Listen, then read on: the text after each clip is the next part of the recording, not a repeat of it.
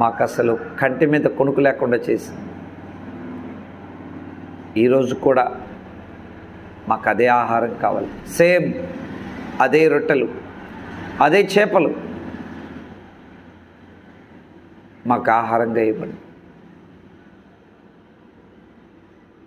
వేల కొద్ది వచ్చారు, గుంపులు గుంపులుగా వచ్చారు, ఆశతో వచ్చారు.